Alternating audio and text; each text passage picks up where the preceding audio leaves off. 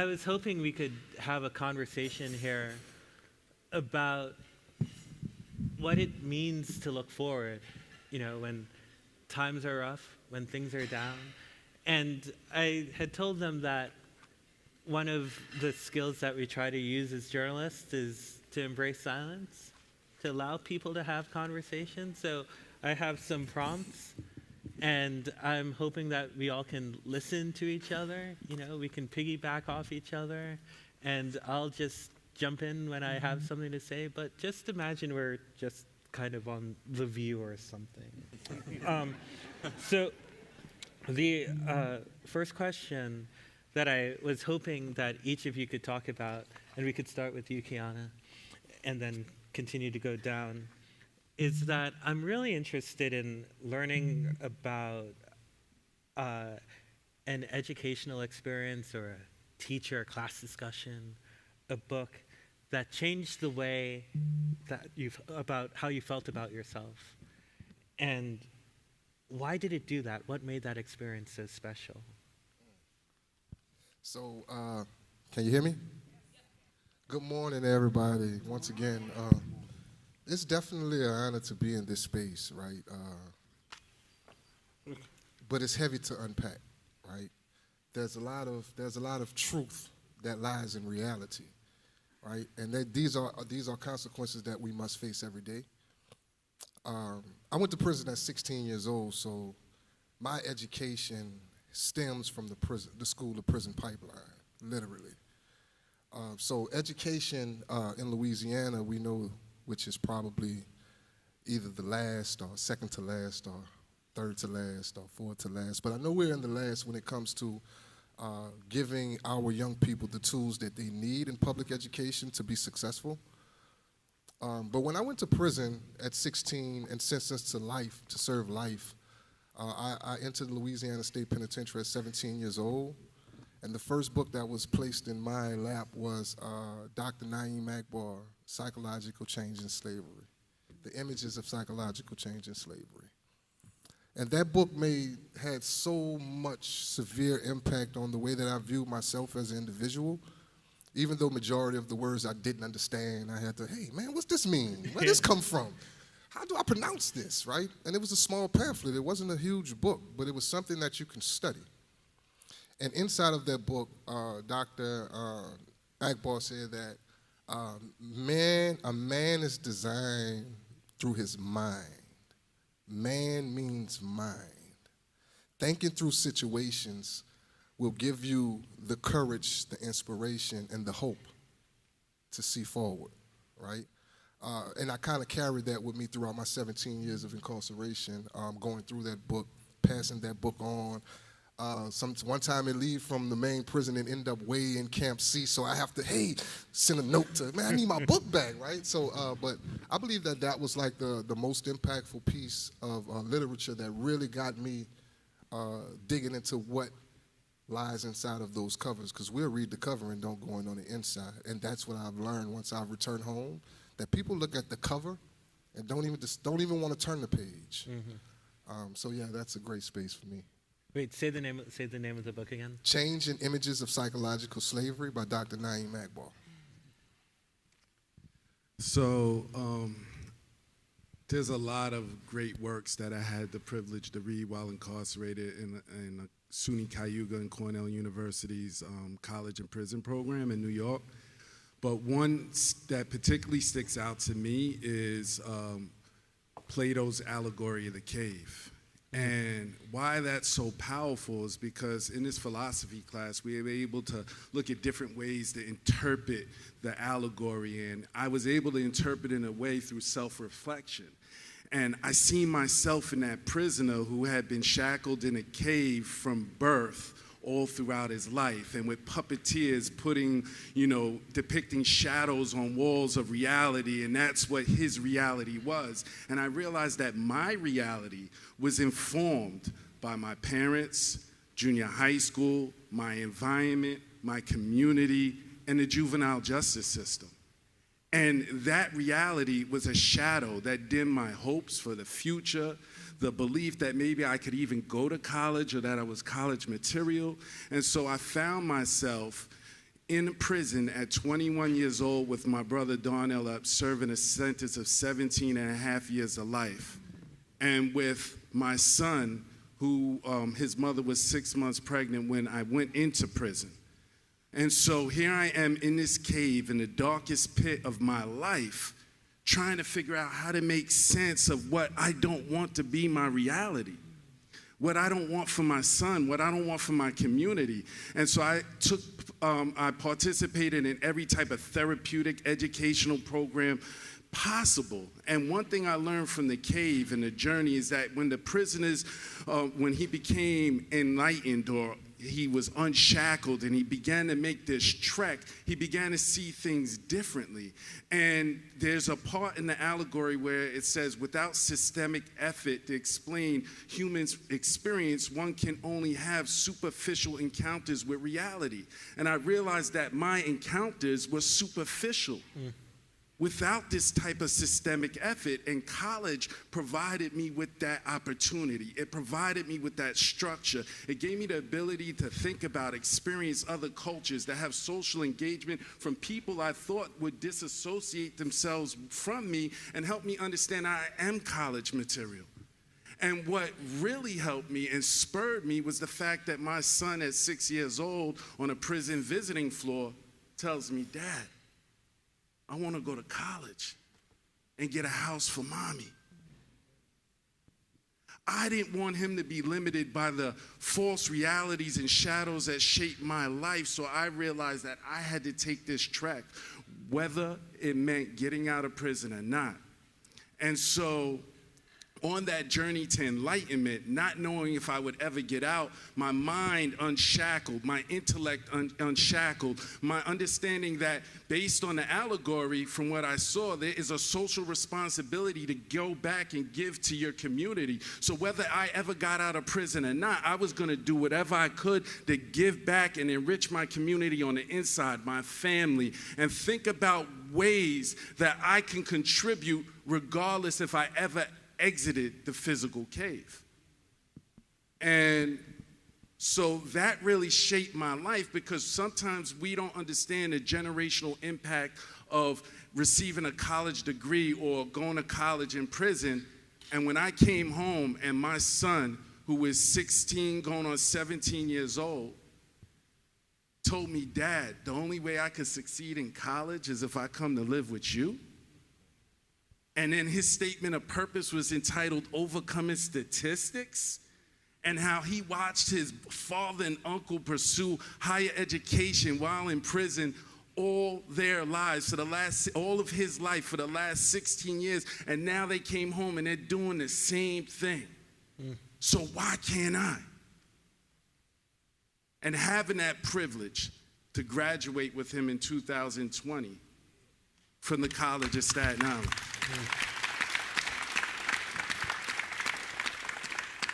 And then last May, having the privilege for him to be present, to see me walk across the stage and earn that social work degree that people in prison said I couldn't do. Yes.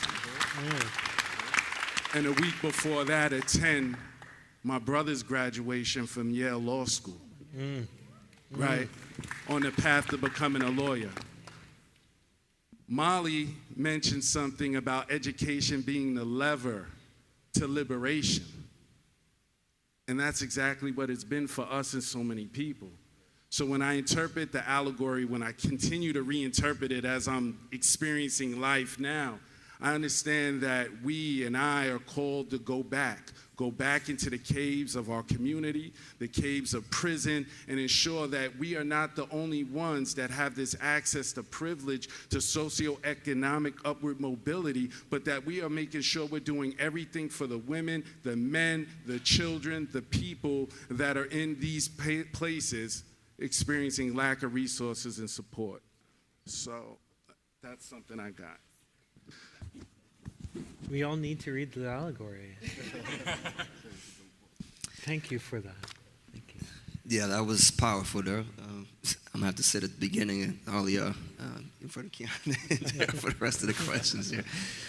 I genuinely, as you all spoke, I'm honored to even be invited to be up here to talk about this. And the framework and the way you kind of set the stage was beautiful with the work you've done regarding George Floyd. This was one of the harder questions that you peek behind the curtain. We had the questions beforehand. We didn't just get asked these right now. But yeah, it was one of the harder questions for me to figure an answer to, because I've always had a difficult time finding what it was in my experience that was that thing or those things. I always wish I had an epiphany story.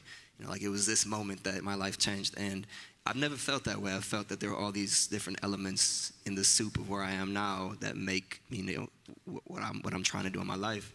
But one I think that when I dove into it stood out was Soul on Ice by Eldridge Cleaver.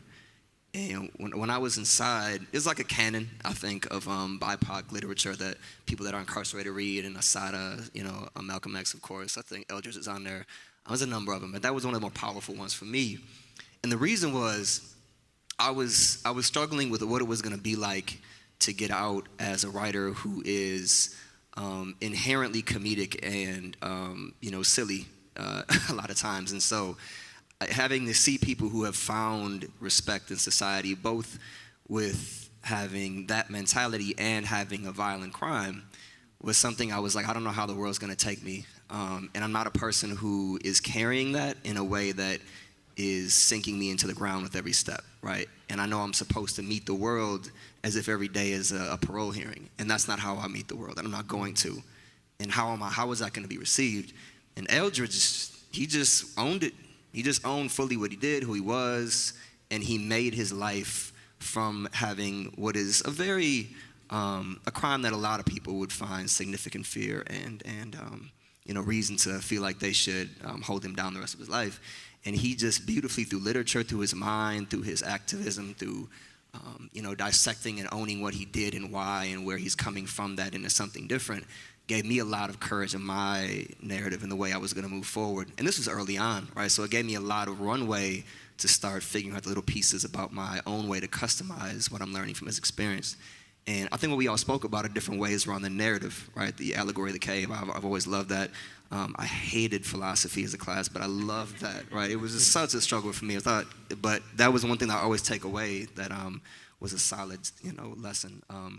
And, as well what you were talking about, Kiana, about, how we have to figure out our mind. We have to navigate from that standpoint. It can't be an element of who is going to help me change my life.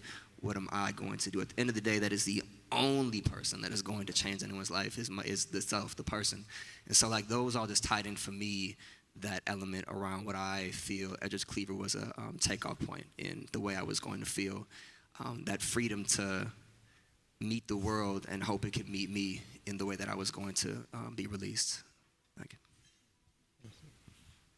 Yeah, thank you all for allowing me to be here today. I think it's so wonderful to be in a space like this where we can speak our voices, share our experiences. I mean, it's just wonderful, and I'm honored to be able to be up here.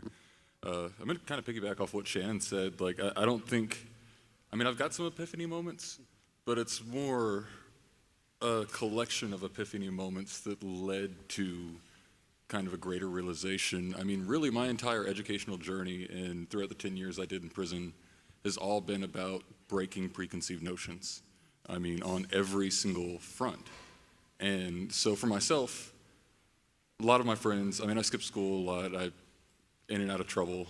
My friends were the ones who were in worse trouble than I was, but they would go to juvie, come back, and it would just be a thing. It would just be like, oh, they got him again, he's gonna be gone for a while. It was never like, hey, this is a problem. Like, somebody should do something. And that never occurred to me. And so it was this thing like, there are people who go to prison and people who don't, and it's not a bad thing, but it's just like predestiny. Like, I grew up, my mother had struggled with drug addiction, my father was a truck driver, so I never thought I was a college person. There are people who go to college and people who don't. People who do this and people who don't. I had this whole, didn't even believe in predestination, but had this whole thought of predestination of everybody based on your lot in life. And going to prison broke every preconceived notion that I had essentially had about everything. Because the people that I've met, my own experience, it's not so much about, you're here. I don't care what you did to get here. Why, what contextual situation, what background led you to this place? Like, what do you think now that you can do to move forward? Because back to the preconceived notions thing, a lot of the guys that I talk to, this is their first time incarcerated. I actually I was honored to work as a mentor in the Young Adult Defender Program with young guys that were 18 to 25. And the number one thing that I heard was, man, Josh, when I got out of here, I just want to get a management job at a factory or a management job at McDonald's. And I'm like, more power to you, man. Like, you absolutely can. But is that the bar that you set for yourself? Is that what preconceived notions you've had? And it's all been a learning experience for me. Like, getting incarcerated, I thought, okay, well, now I'm going to be labeled a convicted felon, and I've learned now, like, no, I'm not a felon. I'm just this impacted. This is a step. This can be a benefit. And so working as a mentor, I used to tell the guys all the time, I'm like, turn that story around. Like, yeah, but what else have you done since incarceration? Like, what things have you accomplished? What preconceived notions have you broken for other people about yourself? Like your cave allegory, like looking in the reflection. Like, for myself, I've always been somewhat of a nerd. I mean, I say somewhat of a nerd. I'm a huge nerd, all right? But in high school, I couldn't back it up. I was skipping school. I didn't know I wanted to be a nerd, but I couldn't back it up. And so when I was incarcerated at Attorney Center, I learned about the THEI program, and I was shocked because it was something that I was looking into correspondence courses. I was just looking to take a course at a time, and it just blew my mind. Josh, say what THEI is. Yes, Tennessee Higher Education Initiative. Okay. So that was the program that shocked me, that I could actually get a full college degree while I was here. So bam, preconceived notion there that, I'm scrounging up money just to hope to pay for one course so I can have 3 credit hours when I get out. And then I run into Tennessee Higher Education Initiative, and it's like, no, you can have an associate's when you get out. And I blew my mind. So at the time, we had two different degrees that we offered. We had one in political science, one in business administration. Coming into prison and having my opinion of everything just completely reshaped. Naturally, I went into political science. I wanted to get into activism. I wanted to get into law school. I did my paralegal diploma.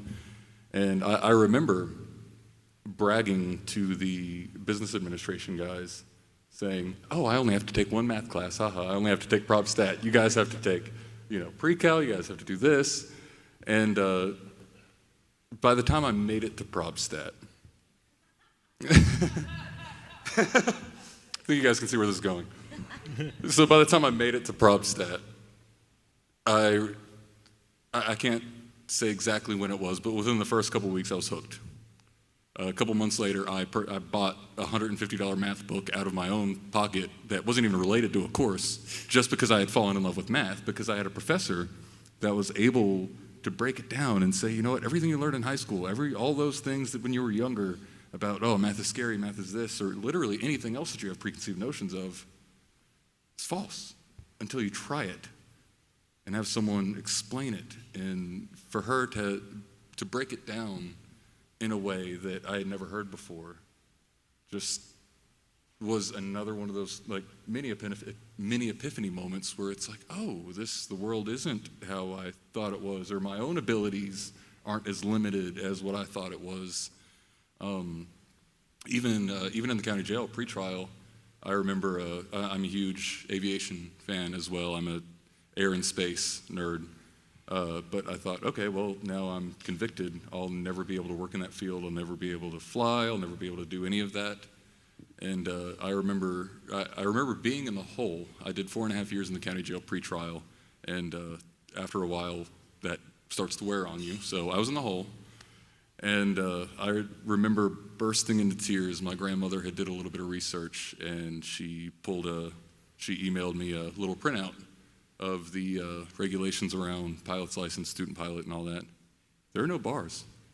There are absolutely no bars, not until you get to airline transport pilot, and then even then, it's a moral character and fitness test similar to the bar exam. Like, that, what? It's so interesting because, when we were doing the book, I had spoken previously about the allostatic load and sort of the wear and tear that comes with your conditions in life, right? And that when you have a notion about what you're supposed to be, right? you automatically just start performing to that, right? And you say it takes a sense of radical imagination and Herculean effort to be able to overcome those notions, right?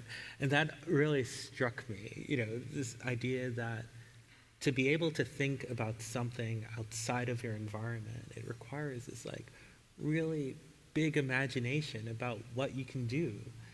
And, which brings sort of the second question, because I'm sure while you're inside, you're imagining, what's the outside world gonna be like? You've redefined yourself, right? Tell us about what you thought you were prepared for the reality that you met when you came outside, and what you might have wished someone would have told you about what you're about to encounter. And Shannon, we can start with you, and then we can just jump from there. I promised you I had a feeling you were going to come with me. I was like, he's going to switch this up. Because I was giving you the eye. Yeah. I'm not trying to be subtle about this. Well, so my answer there ties into a little bit of an explanation, I guess, on something I said in the first. By the way, we did not agree to wear blue. If it just happened. There was no conversation about this. I even had my blazer I left in the hotel because it was hot, so it would have been crazy. Yeah, the thing that stood out for me when it comes to ready for the world, and the question is about was the world ready for me, or was it more so what I was prepared for? Well, that's the follow-up. But yeah. you can do both if you want. Okay. I can make this assignment work. So the thing that I wanted to be prepared for was the whateverness of what freedom and society were going to bring. Right? Story. I was on work release for 5 weeks and I quit my job. Why would you quit a job that you're going out into society making? It was $12 an hour. We were actually getting what the workers are making, so it wasn't lower. And why would you do that, right? It seems crazy. At that point, I had spent 14 years in prison. I'm getting out. I'm able to get people to think me covers, and just looking at their cell phones and texting people. Why would I not want to do that?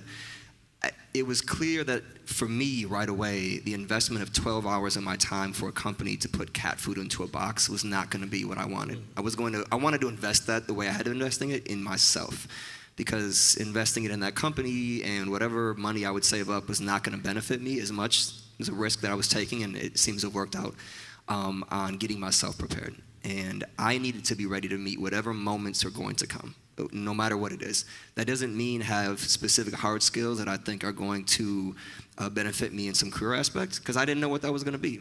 But what I knew for a fact I would need is emotional intelligence, I would need discipline, I would need compassion, I would need the ability to communicate and tell my story. And that's what I invested in, right?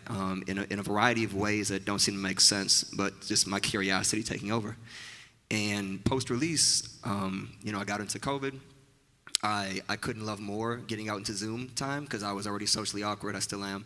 And having the ability to network all day long on Zoom, not have to go to class because I got in and got out and I was taking my graduate degree. And so it just right away was this was the right choice, right? Investing in yourself. And I think for many of us, that's what education is. It's not so much the specific major you have, it's the habit of learning, the learning itself, the curiosity and the ability to, and digesting of the material that you're approaching. And so that's what, for me, it was that path to what I wanted to be prepared for. But when I got out, the thing that I worried about the most was, how is it going to be when people see me and I don't seem like a person who should be able to move as freely and confidently considering the type of crime that I have. And I think I've gotten bit by bit every year more confident with this notion that I don't owe society anything. And that's difficult to say when you first get out, because you're supposed to owe society everything. But I don't. It's more complicated. It's so much more complicated than that. And I don't want to get into philosophical debates with people about what does society owe me and us and the whole history, right? It's too much to talk about with folks, and it creates an argument. So what I just decided is I'm just going to not even make that something that I'm going to address. I'm going to have a specific framework for talking about it. It took a while to, through experiences when I got out, of people trying to make me atone in panels and in interviews. And I remember one specific interview I had, we got off, my friend would say that was terrible, I felt sorry for you. And I said, I'm never doing that again. I am never, ever again going to, in public or to anyone else, make them try to feel like I have to convince that I'm a good person. The same way you would convince yourself of somebody being a good person if you met them in the world is the same way you do for me. You get to know me, you get to know the people that trust me, you get to know the work I do. Beyond that, my crime and the time I did is not going to be some shortcut for your satisfaction. It's not going to happen. And I tell this story, and I talk about this a lot with folks that come out, about you don't owe anybody anything. It might take you a while to understand that, but society doesn't realize they need you to have that opinion of yourself. They need you to approach the world like that. They don't know it. That's the problem. Because if you're walking around every day with this heaviness, I call it the physics of shame, you're no good to nobody. Every single day is going to be some version of inability to move or take advantage of opportunities or blaming somebody else because you haven't been given or are engaging in the world from an aspect of maneuverability and versatility. I have to have that to be what you need from me. And if you don't understand that, that's fine. But I'm not going to explain it to you. I got crap to do. And so that's kind of the way that I was worried about how it was going to be. And it's just been finding folks like this and just becoming more confident in that understanding. And like, honestly, I have never said this until this moment, that the way that I feel about it. I've always been quiet about it because I felt like I have to just, play small. And I'm kind of in a space where I'm not doing that anymore. I feel like I've gotten to a point where I can own that and people can look back and see, you've shown that you're doing, you care, right? You've shown that you're not the person that maybe your crime is say, and I guess I don't have any more questions. And that's kind of what it was for me. Do you feel the same way? Me? Yeah. I'd say somewhat. I felt that in prison I had exhausted every opportunity and resource that was available to kind of prepare me for transitioning out the best I could. And then when I came home, 16, 17 years later, after going in the year 2000, it was like a whirlwind. Everything was different. Technology was different. I mean, I live in New York City. I went to prison. They were still using tokens. When I came out, there were Metro cards. There were, cell phones weren't a thing. Gmail, email wasn't even something that I was considering at that stage. So coming home to this technological whirlwind and trying to find a way to adapt was very challenging for me. And I'll tell you, I almost cried when I first embarked on completing my degree fully online with SUNY Cayuga Community College because I failed 2 classes. Yeah, I failed 2 classes, Adobe Illustrator and Photoshop. And everyone else is breezing through this, right? And I'm like, I can't believe I failed these 2 classes. I'm broken. I've seen a 3.89 GPA drop, and my heart's like this, and it's on the floor, and I'm like, can I even recover from this? And I knew I had to, and I remember speaking to an academic advisor. It's like, well, you don't have to do that. You don't have to take that class again. There's other classes you could take. I said, no, I need this. I need to learn these digital literacy skills and have the competence so that I can do something with my career and life down the line. I'm taking this class again, both of them. And I did pass, but it was extremely challenging for me. And I would say also not having a formal mentor, an academic, credible messenger that can really help me navigate the nuances of society and college. It was really challenging for me because everything I learned about how to move was observing other people. And so it was a very challenging experience, and I wish I would have known to just kind of a little bit slow down, right? Because in prison, it's like, if I don't get this grievance in time, if I don't get this motion in time, if I don't send this letter home in time, then the world is gonna end. And when I came home, having that pressure, everything mattered, right? I couldn't reschedule a meeting, right? Because I felt that I was failing in some way. And so I wish that in some way I could have slowed down a little. And then to Shannon's point about, do I feel the world was ready for me? I'm not sure. And what I mean is that when you apply for a job, after spending so much time in prison, honing certain skills, they're not seen as transferable by many employers. And so here I am applying for a job after 17 years being incarcerated, helping other people in like a human services way, counseling, and yet I'm being told as soon as I come home, that experience doesn't count.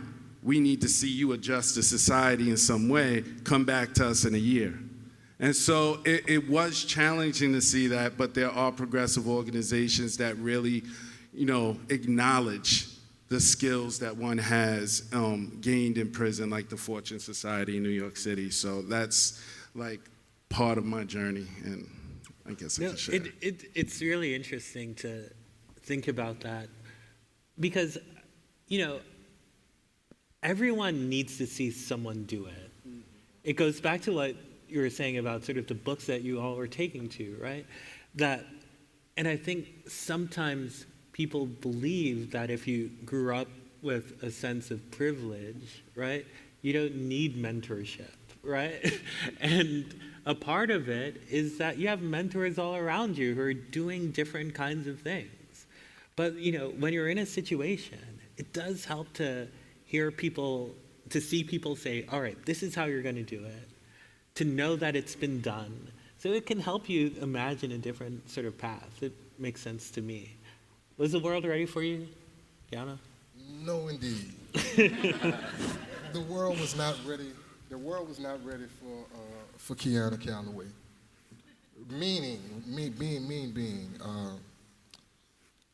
I served 17 years in prison for a crime that I did not commit. May I add that, right?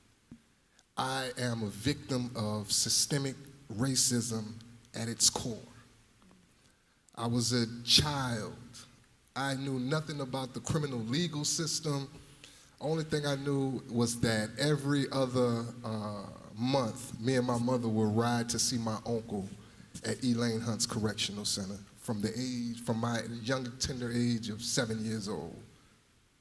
And when I ended up inside of Louisiana State Penitentiary at 17 years old, it was a whirlwind. The 17 months that I stayed in the parish jail, through trial proceedings, through visiting my attorneys, to all of I still never processed that I was incarcerated. Like, I'm on some serious charges. 2 people are dead. An unborn child has been not processed, feticide. A house was robbed. People were robbed. And it was blasting on the news. And here I am, a 16-year-old black boy in prison for it. My first time walking into, and the way that I have these epiphanies is because these were life-changing moments for me, literally. There was a sign on death row, which is the first space where you go in Angola when you first get there. This was in 1995, right? The sign said, "Don't serve time, let time serve you." That is powerful. I didn't know what time was. I didn't know what was the process. How do I go about it? And now by me having 2 life sentences, I'm prohibited and barred from any educational opportunities inside of this prison. I can't get a GED. I can't enroll in any type of theological studies.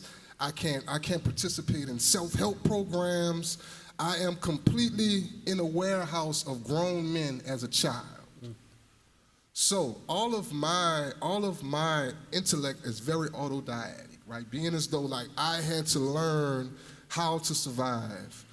And my mom, she's my soldier, she's my warrior. She spent 17 years with me, day in, day out. She was diagnosed with breast cancer in 1995. She is now in remission for the 5th time. She is a survivor. I give her everything. I give her roses every day. I call her every morning since I've been free now for 13 years, going on 14 years, to tell her how much I love her. But my mom used to always say, "Baby, this test is a testimony. You're going to come through this because God has a plan for you. And I want you to understand that once you touch down, you still won't be free." And that stuck with me. Okay, I want to be free. Now here I am in 2010, before my release. I was sent to a work release facility in Monroe, Louisiana, and I had 4 jobs. I was working at an apartment complex. I was working at the Huddle House as a cook. I was working at the chicken plant processing chicken, cutting it up, putting it in the thing, and I was an awesome employee, right? But then I'm like, what the hell is this gonna do for me when I get home? How is this gonna help me, right? I exhorted, once my case was remanded in 1998 for a new trial, Brady versus Maryland, undisclosed information. My case was a complete circus, right? And I was the subject. But at this particular point now, I have 11 years remaining in 2000. I go to a halfway house in 2010. Between 2000 and 2011, I had exhausted all of my measures also. I obtained a small engine repairs degree, a welding degree, ACNR degree, culinary arts degree. So I'm thinking I'm ready. When I come home and I understand that there is a such thing called collateral consequences. There is probably over 40,000 of these collateral consequences that linger over the heads of formerly incarcerated people. And I didn't know that. So even though you're free, you're still entrapped. Being to the point to where, and there's an awesome quote in Michelle Alexander's book, The New Jim Crow, when she states that people returning home from incarceration is the only social group that America still have permission to openly hate. And that's a fact. You're barred in all expenses of education at one particular point. You're barred in employment. People returning home from incarceration are barred out of housing. They're barred out of certain certain certificates that you may need to be productive in society. I didn't know that. I didn't know that these doors were going to slam in my face. I could put the suit on, I could have a fresh cut. I could have proper grammar, resume to the point, cover letter on point, but have you ever been convicted of a felony was something that I had to deal with. The first strike for me was serving 17 years for a crime that I didn't commit. And coming home, the second strike was that I still had to endure that penalty once released. So now I'm not only being falsely accused and convicted once, personally, I'm being falsely accused twice, once I'm re-entering into society. To this day, I am working with our district attorney to exonerate me for the work, trying to push for, I don't want a pardon. He's, hey, we can give you a pardon. What's that going to do for me? That's not going to help me. That's just saying that, Kiana, we applaud you for being a productive, formerly incarcerated individual now here going with your life. No, I need a public apology just like I was publicly humiliated.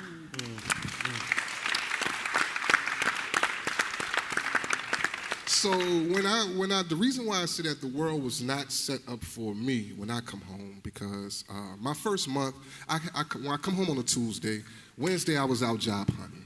By Friday, my job was I scripted on a cardboard sign, your voice matters, unity stand, we must all stand together. And I rode a bike, I was living with my mother, I rode a bike from my mom's house to the front of the community, and I held up that sign from 8 o'clock in the morning to 11 o'clock in the afternoon. Rode the bike home, got lunch, come back at 12 to 4. That was my sign, that was my job. And I received so much positive response from the community members. People was calling my mom and say, Miss Miley, you think something wrong with Kiana? Is he homeless? Is he trying to is he asking people for food? And actually, I didn't know what energy pushed me to actually carry out that action. But once I galvanized and worked with other institutions, other individuals, other organizations that was focused on the reform of our criminal legal system in Louisiana, I understand that wasn't me doing, that was the shoulders of my ancestors that I was standing on that was pumping this inspiration into me and say, Kiana, don't let your past define you. Redefine your future. So from that point, 2011, when I was released, up until 2024, where we stand today, I had the ability to work successfully on probably over 45 pieces of successful legislation. which restored majority of the civil liberties for individuals that are returning home from incarceration, whether it be restoring voting rights for formerly incarcerated people, whether it be ending the non-unanimous jury initiative in Louisiana. May I add, I was convicted twice on non-unanimous juries, so I was a lead campaign organizer for the entire southern region from New Orleans all the way down to Terrebonne Parish, educating people on the importance of the non-unanimous jury and how it impacts marginalized communities, especially black and brown communities. We work toward restoring the humanities of people that are seeking employment in certain jurisdictions and parishes in Louisiana. So when we speak about, is the community ready for me? I had to prepare myself for the community.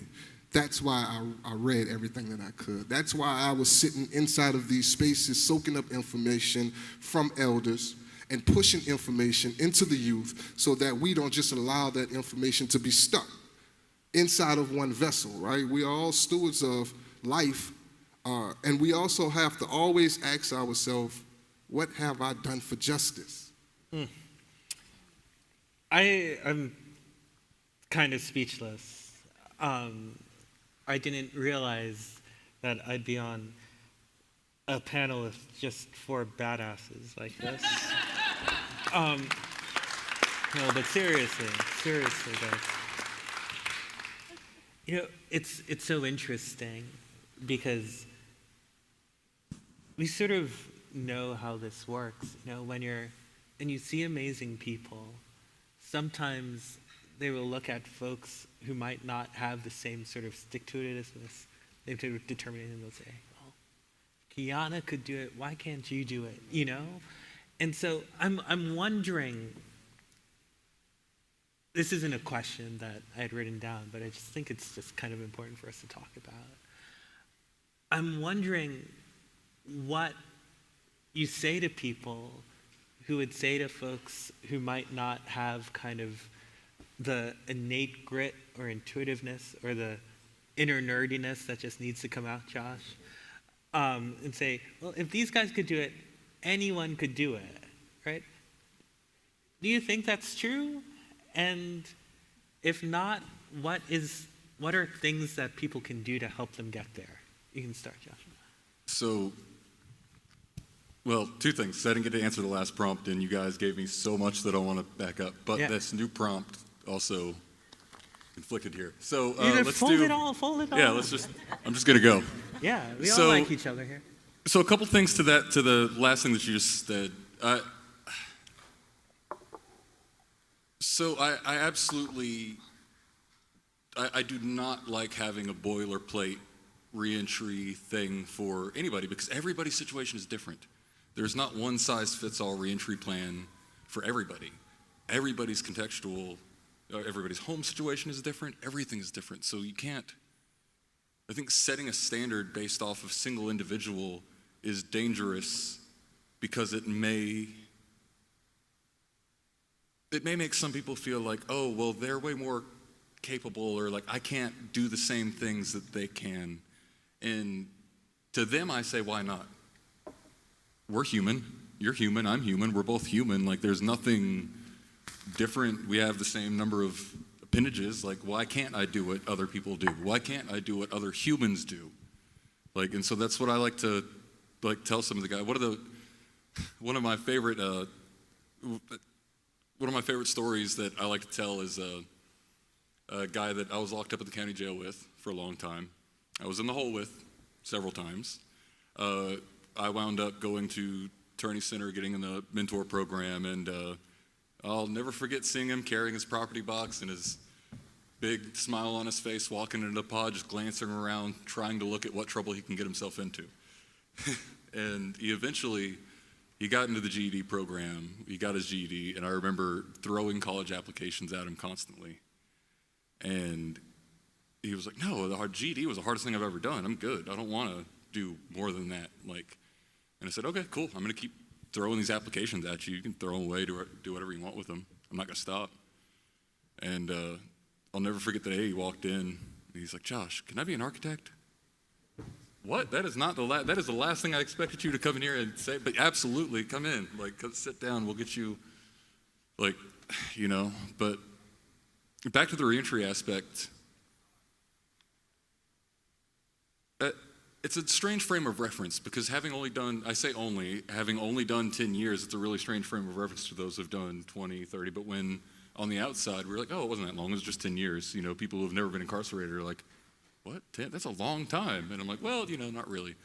But the difficulty for me was I thought that I was okay. I thought that I had managed to fend off institutionalization over the course of 10 years because I didn't feel like I bought into that prison aspect, you know, and I'm like, I'm not buying into the prison stuff here. Like, I'm in college, I'm a mentor, I'm just trying to like opt out of this whole, you know, thing. So I thought that I wasn't institutionalized.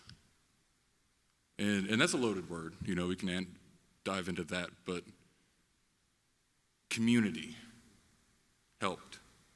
Community prepared me. And so was the world ready for my release? My community was ready for my release. The girl at Dollar General who tried to help me with the photo machine was not ready for my release. And it's this amazing thing because your first couple days out, and I'm so grateful to have guys that came before me to tell me, hey, you're gonna do this. And I'm like, no, I'm not. Preconceived notions again. Maybe I'm just stubborn. But I remember stepping out and you guys feel this way too? Like, you got a sign on your chest your first day out. Hey, everybody, I just got out of prison. You know, prison guy over here. Why are they looking at me? Yeah, everybody's looking at you. And then for me, I'm blind, like, without my glasses. And so when I do put my glasses on, it really freaks me out how many people make eye contact with me from a distance because I don't notice it without it. And so I remember the best advice I got, you know, I released to a halfway house in Nashville, and one of our other THEI students had told me, he said, before you do anything else, very first day, go to Centennial Park. Stand in the middle away from everybody else. Look around, get yourself into it, try to, you know, reintegrate yourself and get used to it. That sounded crazy to me, you know. After 10 years, I'm like, man, I'm going out, I'm gonna go shopping, I'm gonna go do this, and then you step out and the eyes are on you. And the weight is in your chest, and you're like, for some strange reason, I just feel compelled to explain to people, I'm sorry, I just got out of prison, when I shouldn't have to, because I don't owe society anything. Back to that. Like, and it's still, you don't know how to gauge it, because you would think at Dollar General or at Walgreens, the girl who's tatted up wearing a pentagram necklace, has 10 different colors in her hair, is going to be cool with me saying, oh, sorry, I just got out of prison, and walk away like I'm the one wearing a pentagram necklace and tatted up. Like that blew my mind for one thing. I'm like, this is not what I expected. I said the nice lady at the bank, when I just completely word vomited everything to her, was like, oh, sweetie, that's so amazing. You're doing excellent. Like, so, like, community is definitely the key to making sure that you reenter, but you need the one thing that I wish I would have known was that I wasn't okay. I tried to, after I left Centennial Park that day, I was walking around, and after being locked up so long, I got P.F. Chang's and Panda Express confused, because one is fast food, like I can just walk in, grab it, and leave and not have to deal with anything. And because I was really feeling a lot of anxiety, like just being around people looking at me. And I remember accidentally walking into P.F. Chang's thinking it's the fast food one, and it's super fancy. I'm raggedy in halfway house clothes, and she's like, just one? And I'm like, I'm sorry, what? And then now I'm committed, like I can't back out, right? Because it looks even more weird if I'm like, oh, I'm not supposed to be here, I'm sorry. You know, so I'm like, oh yes, just one. And so now I guess I'm having P.F. Chang's. And I remember walking in, and even little things, man, like even little things that like I didn't even really worry about in prison, especially like some of the pods that I've been in were all right, where I can leave like commissary sitting out and it's fine. Like, but I remember sitting and I left a cash tip for the cashier, and I got up to go use the restroom and come back, and the whole time I'm like looking over my shoulder, making sure that tip is still there. Why? And it didn't make sense to me. And it's this whole, there's a feeling of surrealness that even today I can't shake. And after talking with like a lot of my friends and a lot of our alumni, and I'd be curious to get your guys' opinions on this too, like, do you think it's because prior to this, we've never really lived a normal life? And now that we're stepping into this society where parts of society will accept us back, we're able to live a normal life, and we don't know what that is. So we wake up, we go to work, we live a normal life. I'm wearing a pocket square. I never would have ever worn a pocket square before. This is the first time ever wearing a pocket square? Oh no, I love them. Like ever since I got out, like it was just weird. I mean, now there's been this shift, and it's like this, like overcoming. Once thing. you start with a pocket square, you can't cannot go back. stop with a pocket. It's one of those things. Yeah. So Yeah. Our director of transitional programs is a bow tie guy. Yeah. And we had a conversation of whether I should go back, but that's another thing. You can't go back from that. Yeah, both, maybe. But there was something else that you had said about like us not owing society anything, and I've heard it echoed with both of you. And the thing that bothered me the most is probably the worst thing about the biggest barrier to my reentry is probably myself. In a lot of ways, because you get this mentality, like, it's hard because you do feel like, yeah, you owe society something, and in those first couple of days, you're like, I feel like I owe an explanation as to why I'm acting so weird, or why I'm thrilled walking into a gas station and I can't make up my mind. But there's also, for those of us that have been through HEP programs, there's another aspect of that. Because even if we don't feel like we owe society anything, we feel like we owe the HEP programs. Because I am who I am today because of Tennessee Higher Education Initiative, because of the people that I've been around. Like, so there is a sense of duty to that. But there's also, I mean, it's almost like survivor's guilt even, where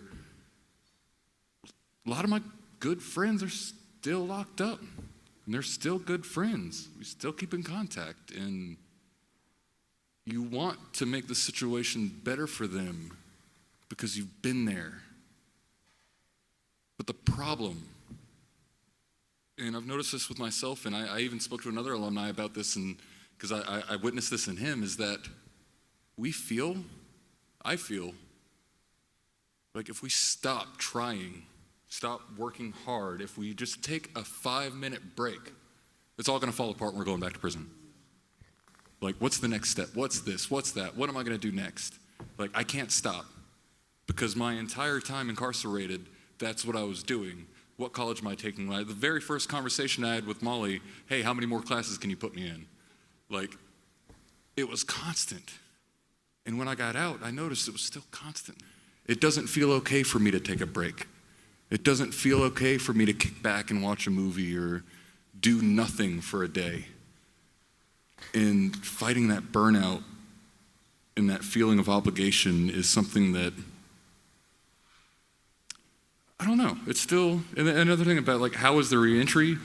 Yeah. When does reentry stop? Are we reentering still? Are we done? It's like, so interesting because it's like what you were saying about Adobe Illustrator, right? It's like, even though you can do all these things, there's this thing that's bothering you.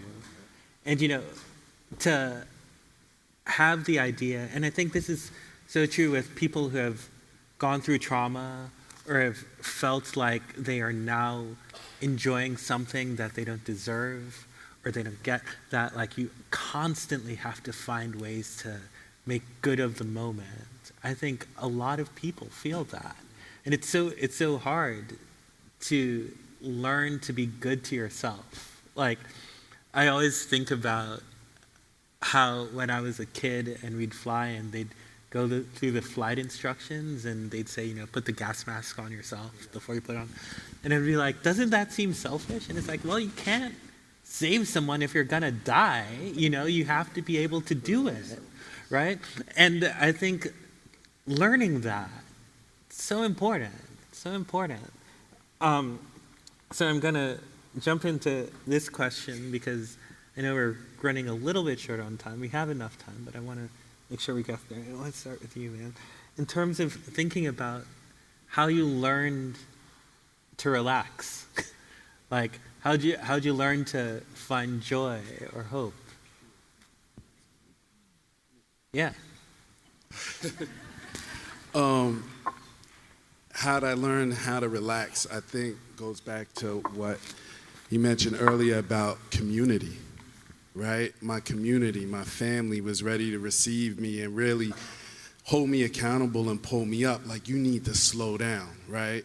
I mean, there's a difference between having credible advice and what I call not really credible advice with the best intentions. And I know I've had people that told both my brother and I that we shouldn't attend college. When we come home, we should just take a break and deliver pizzas, right? And, you know, it really struck a chord within us, and we were like, absolutely not, right? And then to come home and to have the HEP community there to support us. I mean, like, every professional reference I had was a professor from one of the colleges I attended, whether it was SUNY, Cayuga, Columbia, Cornell. At UPS, they were my letters of recommendation, right? And it was impressive for the employers to see that I had this level of support from academia. It meant something. I didn't have the degree, but if they can support you, then why can't we? And it really helped me kind of reintegrate. And that question of reentry, I think there's a distinction between reentry and reintegration. We focus a lot on reentry, people coming in, but reintegration means we're providing the resources and support so that they could successfully assimilate into society and achieve their dreams and goals. Education just being the lever for that. So I had to learn to pause because my relationship with my son became strained in the beginning, right? Because I'm on turbo and I'm like, yo, you need to do this and you need to do that. And I don't realize that I'm trying to parent from a traumatic experience and lens of my childhood, and this kid has never been in prison.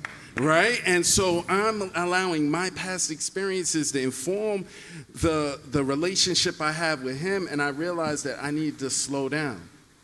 At 21 years old, I was serving a sentence of 17 and a half years of life. At 21, he was in college, moving at his own pace. And so I had to really take a step back from myself and then give myself that grace. I talked about the pressure earlier, like you come home, you're in constant, like you got your foot on that gas pedal, you don't know when to slow up. And, you know, for me, I had to take a break and actually go on a vacation, not a work vacation, right? Literally go on a vacation. And I had the opportunity to do that last summer for the first time in about 7.5 years with my partner and both of my kids. And it was just amazing, right? And to share that experience with them. And then when I'm sitting in a place I never thought I would be in, I am telling you, 7.5 years ago, I was in a prison cell, double bunk facility, bunking with my brother for the last 10 years of our incarceration, living with that experience and thinking about my poor choices every single day when I saw his face, right? To come home, and now I'm in Hawaii, right?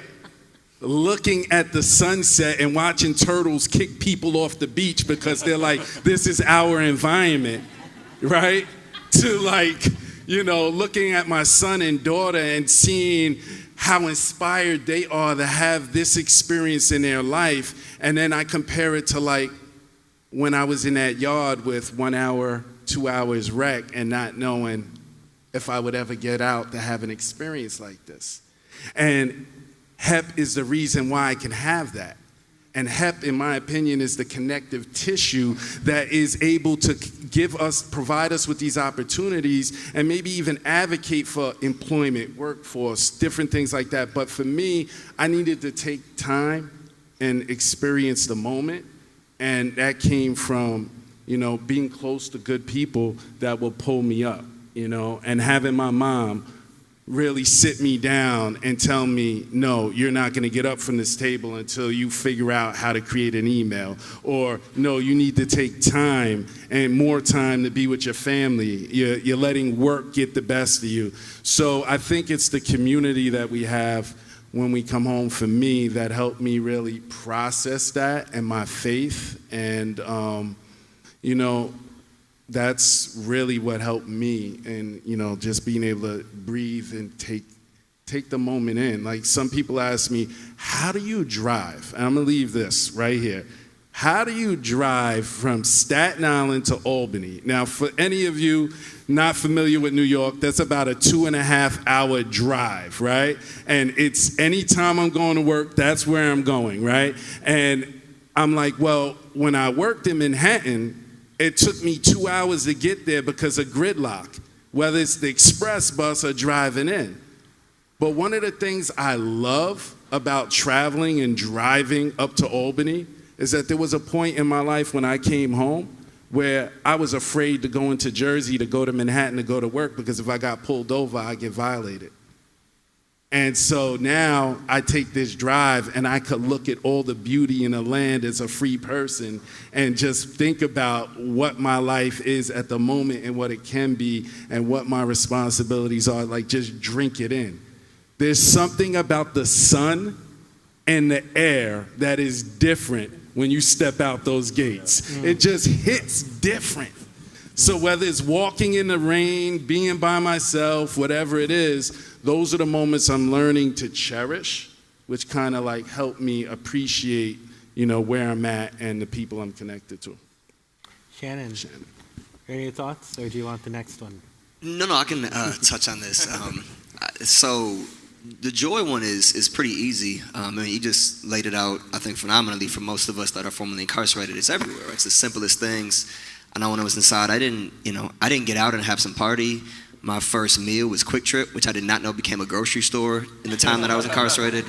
I got out and I got out released 2 hours early just to attend class. So there was no, big fanfare for me, and I felt like, the moment didn't make sense, and so joy is everywhere. Last night watching Toya dance with the people. That was joy, right? I think we all found great joy in that. And so that part I think is not anything I struggle with. The hope can sometimes wane, right? It's especially moments, this week, of course. And I used to always say, I never want to do this work to save one person. Like I know when people say that, that's their motivation. And just for me, it couldn't have been. It had to be like systems change in a sustainable fashion. That's the only reason that I want to do this work, right? There are so many folks that do it for one person and we need them. I love that. That's not me. And so for me, it had to be something greater that was going to last. But as I've been doing the work, and I've kind of reframed that in a way where, especially just been thinking the last couple of days, I think we all have been doing a lot of that. And the same way society has plumbers, firefighters, teachers, my role maybe in this moment is just to hold the line, is just to keep things, for the next stage of when we can move further. Maybe that's just the moment where I am and where many of us will be for a little bit of time. Maybe not, I hope it doesn't have to be that way, but it's that hope, I guess, is where I've come to, is just not even a hope, but just a purpose of, the Khalil Gibran quote, which is something I've always loved, is to pick up the stone for the person behind you. You speak about, you don't owe society necessarily, but the programs and the people that have been around, what do you owe them?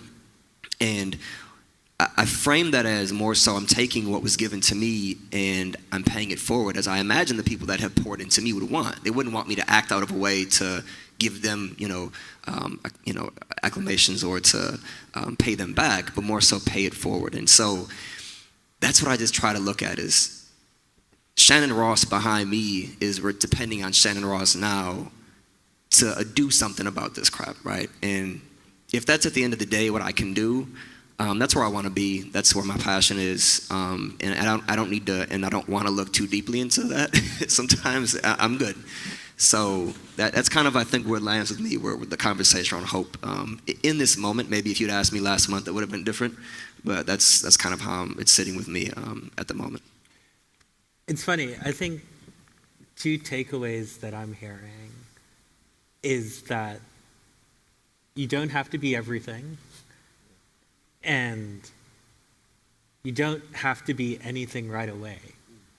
Which I think I'm really struck by these testimonies, because that's what I'm hearing from you all, and I think it's an important takeaway for anybody, no matter what their condition.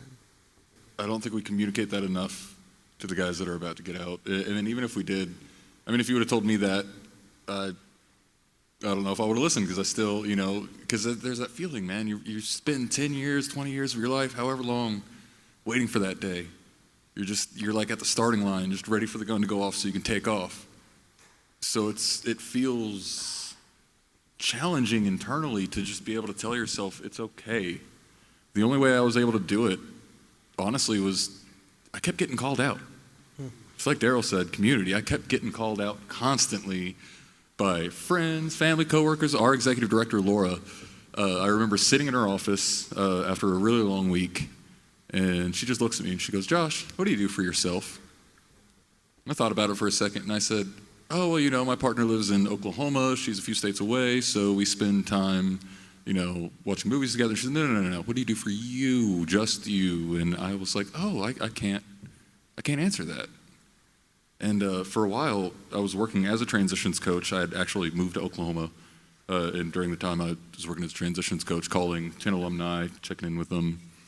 And that was a really neat job, man, because a lot of those guys I was in the pod with, like we were in the same cohort, we were, and so they could speak real with me as I could with them. And I remember talking to one of the guys, trying to set up additional times for us to do some additional coaching, some business coaching. And he said, "All right, you're not being fair to me." I said, "What, man? I'm sorry. Like, what do you mean?" He's like, "No, you're not being fair to me by not being fair to you. You're not taking care of yourself. And you want to help me?" He was like, "You're not at 100%. So if you're not at 100% and you're trying to help me, you're cheating me out of you. You're cheating me out of being able to get 100% of your brain, your time, and your ability, which is why I come to you. And you're no good if, you're cheating me out of your ability." And that hit me hard. It hit me hard, man. I had to slow down after that. Like, it's still, because even with the work that we do, like, everything feels urgent. Everything, and some things are life and death. Some things are urgent. Some things are to that kind of degree. But we're no good to anybody else if we're burned out, especially not to ourselves.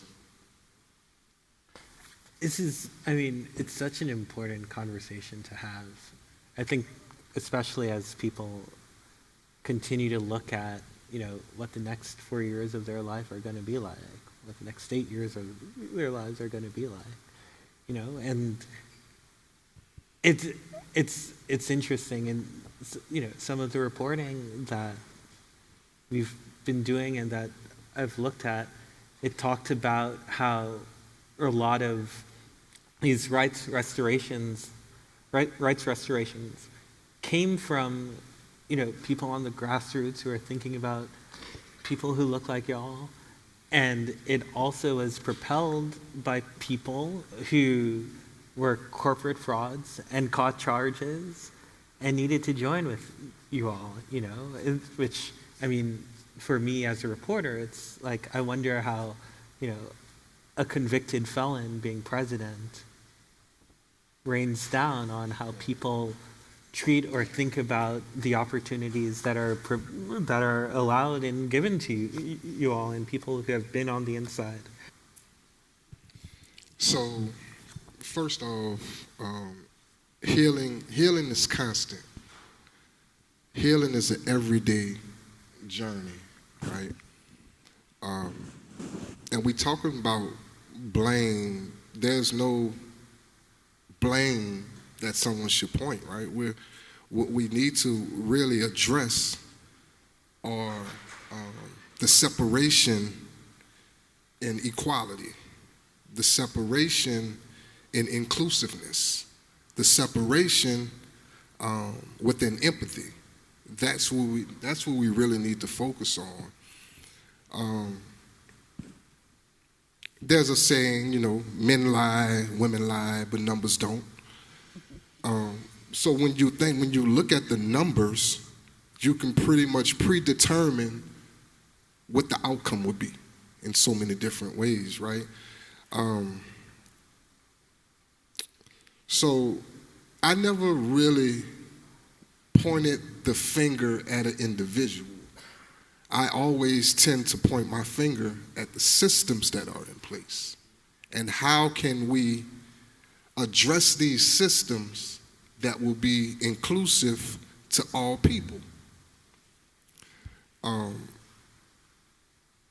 Just like even when we're talking about current situations that we're dealing with, whether it be our political environment, whether it be our environmental environment, whether it be our humanity. That's the space where we really need to address in every space that we step at. Just yesterday when I sat at the table with the group that I was with, one of the individuals at the table said that they should have directly impacted people at every conversation when you're talking about systems. No matter who the directly impacted person is, what they're dealing with, how they're dealing with it, they need to be in that conversation.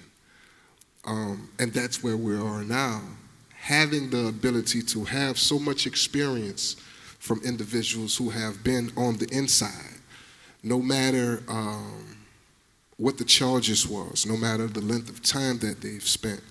If the Department of Corrections practices their mission statement, which deems rehabilitation, which deems correction, and really implement that into the individual, they shouldn't have guardrails once you come home, right?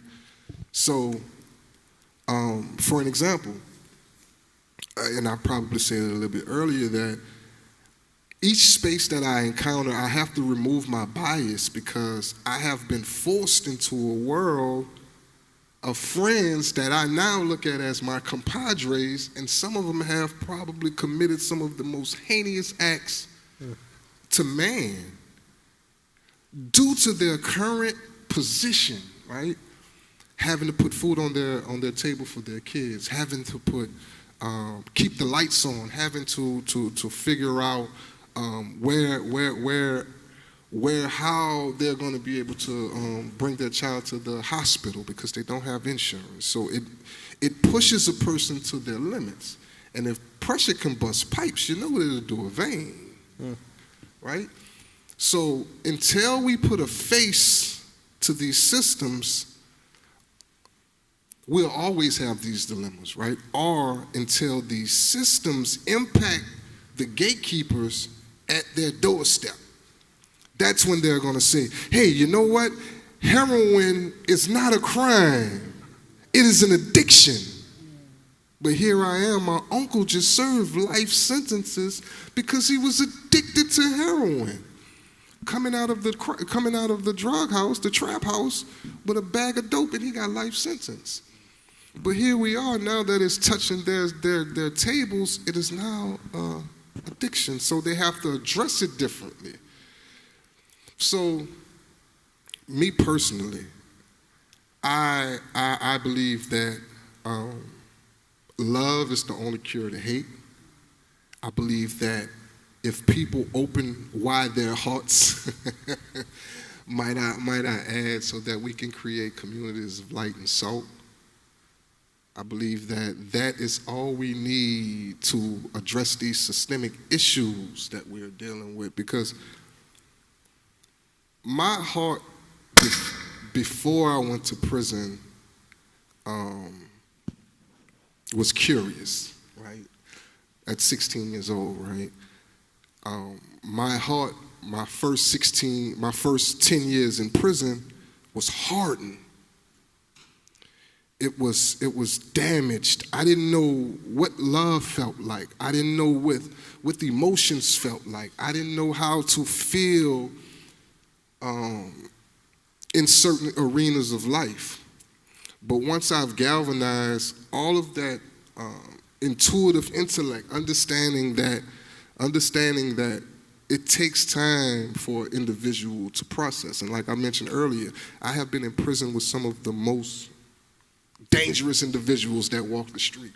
But sleeping on side of me and they saying, hey, bro, this is the combination to my lock, man. You could go in there anytime you want to, and we could share a Snicker together. And we sit here and we talk about his family, and we talk about his upbringing. And now I understand that, brother, all you needed was a little support. You didn't need prison. You needed help.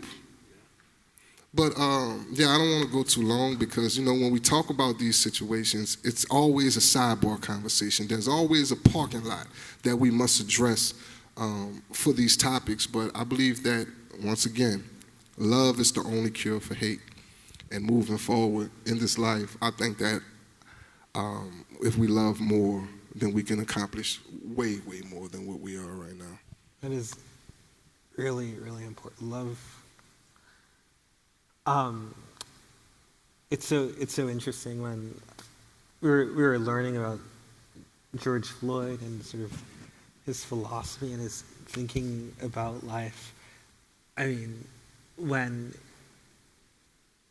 toward the end of his life, right, when he was dealing with opioid dependency, which we know to be true, the state of Minnesota, which is known as being a progressive state, they had poured all these resources into helping this crisis in the suburbs.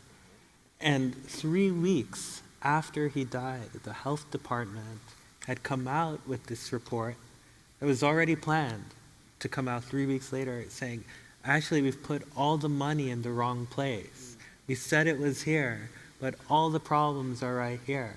That's what happens when you presume things. We're running out of time.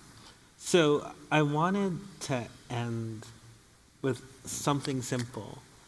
And I think you have a captive, active audience. And I would think if you could distill 2 sentences from what you want people to take away with today, what would those 2 sentences be? 2 sentences. I'm going to start with you. Yeah. So I'm going to just preface what I say with a quote from Brian Stevenson, which is, I made sure I bought the shirt, but that injustice prevails where hopelessness persists, but hope is our superpower. And I want to thank Molly again for picking this place, Montgomery, for us to go into the Legacy Museum because it means so much, especially during this time. Like, hope is our superpower, and as those that our ancestors and people didn't give up, we need not to give up. Hope is something, it's our superpower. It's not an option to give up. It's something that we really need to hold on to, and not because things will be better, but things have to get better. So that means there's action on our part. Thank you, everyone.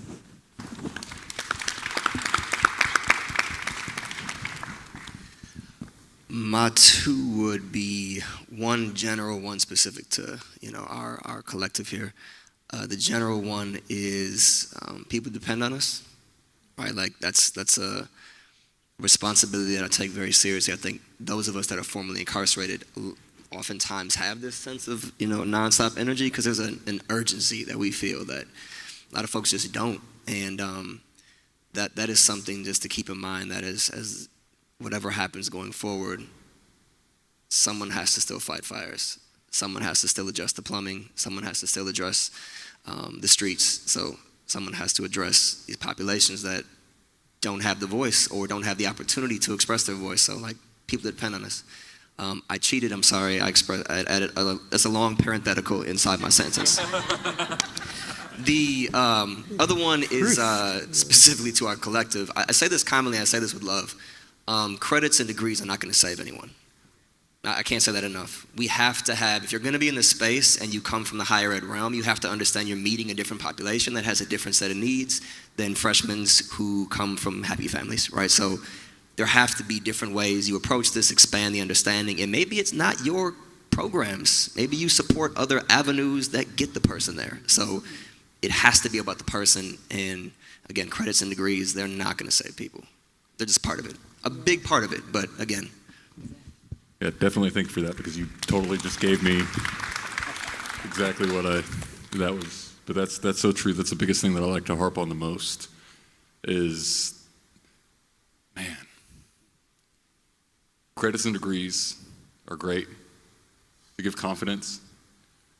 But, and I speak this for like Tennessee Higher Education Initiative, one thing I like to tell people, because it kind of goes against what we're used to calling ourselves, is that we're not a college program. We're a program that does college, but if you read our mission statement, it's not, college is the weapon we've chosen to break cycles of harm. And if college were to become ineffective and stopped helping us from break cycles of harm, for whatever reason, it won't happen, but we would need to choose a different weapon, because the mission is to break cycles of harm, not just to get degrees and credits and, yeah, Pell money. Different rabbit hole. Yeah, that's two. Kiana?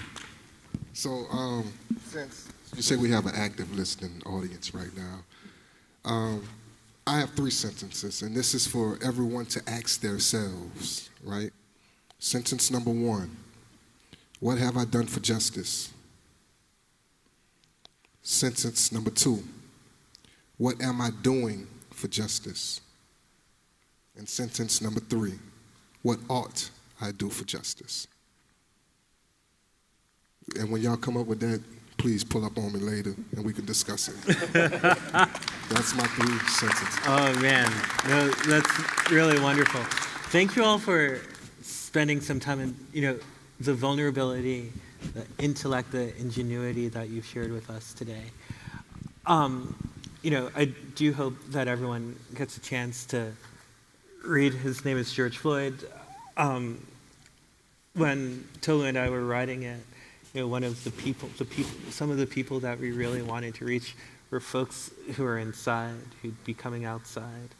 That was one of our target demographics. So I really thank you for the opportunity. I would leave you with these 2 thoughts.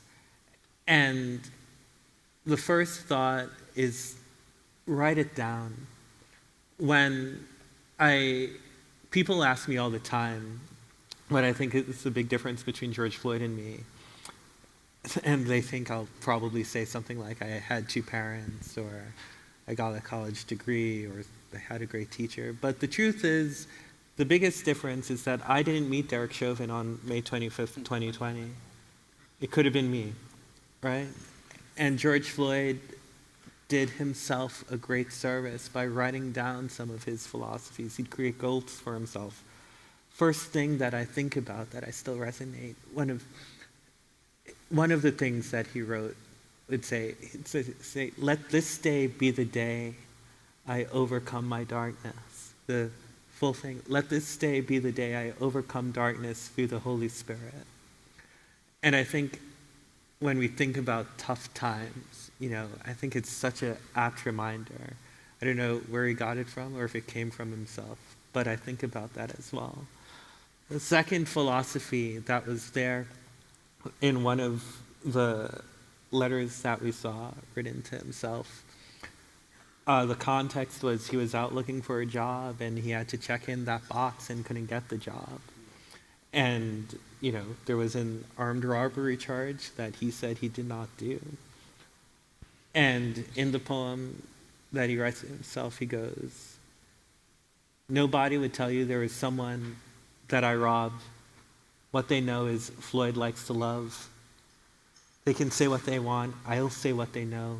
There's levels to this life, and everybody doesn't go. And I think when we think about how we treat one another, how we talk to one another, what we presume, I think it's always important to remember is that there are levels, and there are levels. And everyone does better when we try to dig in deep. So those are the things I'd leave you all with today. Thank you. Thanks, guys.